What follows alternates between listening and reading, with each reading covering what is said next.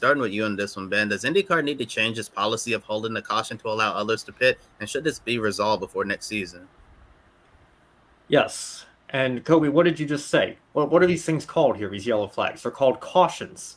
Either something is a caution or it's not. You can't just say, oh, well, obviously this is a safety hazard, but let's trust our drivers to get through the next lap or lap and a half cleanly so we can get through the pit cycle and not disadvantage everybody, and we'll trust that they can do that, and then we'll throw a caution after.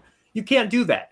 This, to me, is worse than how the end of the Indianapolis 500 was handled, and anybody that watched that wrap-up show knows how I feel about the multiple red flags to try to guarantee a green flag finish there. Alex, I'm sorry. I know you're a big Joseph Newgarden fan. Credit to your guy. He totally deserved the win. I'm not taking anything away from him. It's how race control handled the finish of that race that I have a problem with. But this is an even bigger problem for me. Either something is a safety hazard that warrants the yellow flag to come out, or it doesn't. That's part of why I'm so opposed to the stage cautions in NASCAR as well, because it's right there in the name. You throw a yellow flag out when caution is necessary, when it's necessary to slow everybody down because there's a hazard on the track. And that was clearly the case here.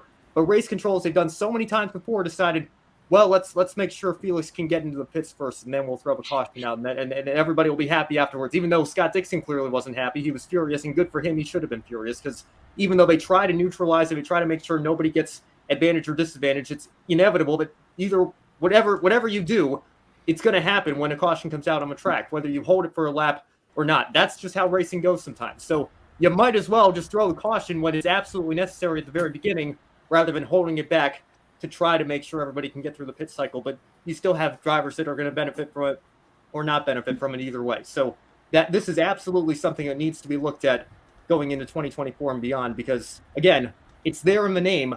A caution is necessary or it's not. There's no gray area there. It was clear the 78 was stalled, was not going to get restarted. You've got to throw a caution immediately because that's a safety hazard, and it's irresponsible to hold it for a lap just so that we can get through the pit cycle. It's absolutely ridiculous.